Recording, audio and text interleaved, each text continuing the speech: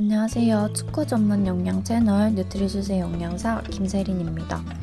오늘은 BCAA에 대해서 알아볼 건데요. 오늘 말해볼 내용은 조금 어려울 수 있다는 점 미리 말씀드리고 마음의 준비를 하고 들어주셨으면 좋겠습니다. 영상을 만들면서 어떻게 해야 할까 고민이 많았는데 이 부분은 좀 자세하게 말해보는 게 좋을 것 같아서 그렇게 영상 구성을 했고요. 너무 어렵게 느껴지시면 마무리에 BCAA 사용 시 어떻게 활용해야 하는지에 대한 부분만 들으셔도 될 것 같습니다. 오늘은 BCAA란 무엇인지, 또 그것의 효과라고 알려진 것들은 어떤 것들이 있고, 과연 정말 BCAA 보충제의 섭취는 기대하는 효과가 있는지 한번 알아보는 시간을 가지려고 합니다. 먼저 BCAA는 우리가 외부로부터 꼭 섭취해야 하는 9가지 필수 아미노산 중 일부인 루신, 이소루신, 발린을 말하는데요. 여기서 아미노산이란 단백질을 쪼갰을 때 나오는 가장 작은 단위입니다. 이 아미노산들이 서로 연결되어 단백질이라는 큰 덩어리를 만들게 되는데요. BCAA는 이 아미노산 중 일부인 것이죠. 그렇다면 BCAA의 효과라고 많이 알려진 것들은 어떤 것들이 있을까요? 첫 번째, 근육 합성을 촉진한다. 두 번째, 근육 통증을 감소시킨다. 세 번째, 에너지원으로 사용되어 근글리코겐을 보존한다. 이런 것들이 BCAA의 효과라고 알려진 것들인데요.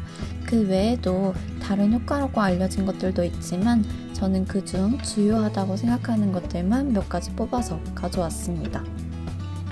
오늘은 하나씩 보면서 왜 저런 주장이 나왔는지, 실제는 어떤지 한번 알아보겠습니다. 첫 번째, 근육 합성을 촉진한다.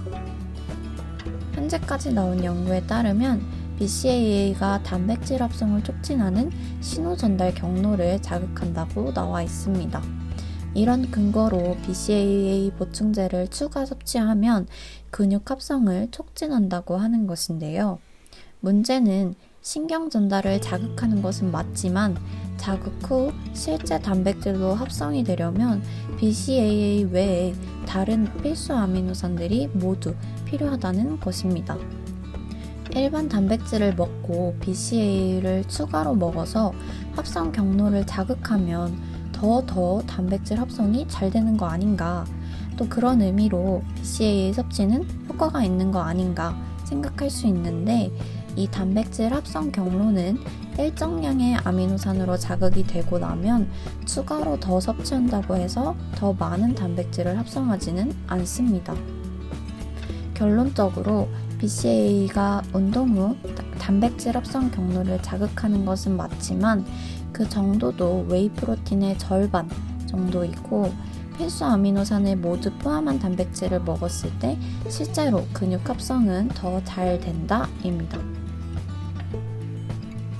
두 번째, 근육 통증을 줄인다.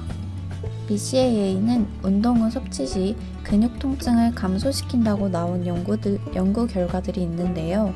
그렇지 않다는 연구 결과들도 함께 존재합니다. 현재는 BCAA가 근육통은 감소시키지만 근육 기능을 향상시키지는 못한다 라고 보고 있습니다.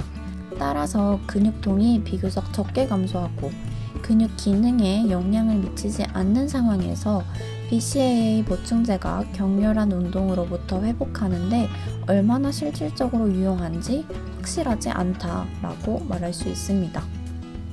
세 번째, 에너지원으로 사용되어 글리코겐을 보존한다. 이 주장은 BCAA가 운동 중 근글리코겐 대신 에너지원으로 사용될 수 있어서 글리코겐을 아낄 수 있다는 것인데요. 최근 연구에 의하면 BCAA를 에너지 소비의 주 연료로 사용하기에는 이를 산화시키는 효소의 양이 너무 낮은 것으로 나타났습니다. 쉽게 말해서 BCAA를 사용하려면 특정한 도구가 필요한데 그 도구가 너무 적다는 것이죠. 그리고 또한 운동 중 BCAA 섭취가 근글리코겐의 사용을 줄인다는 것을 명확하게 입증한 연구는 아직 없습니다. BCAA 제품 광고에서 논문이 나오는 경우가 있는데 이런 것은 대부분 그 회사의 돈을 받고 진행한 연구이기 때문에 신뢰성이 떨어진다고 할 수 있습니다. 그래서 제품 고를 때 이런 부분에 현혹되지는 않으셨으면 좋겠습니다. 이렇게 아직 BCAA를 실제로 사용하기에는 그 근거가 조금 부족하지만 그렇다고 무조건 먹지 말라고 하는 것은 아닙니다. 먹음으로써 오는 정신적인 효과도 분명히 있기 때문인데요.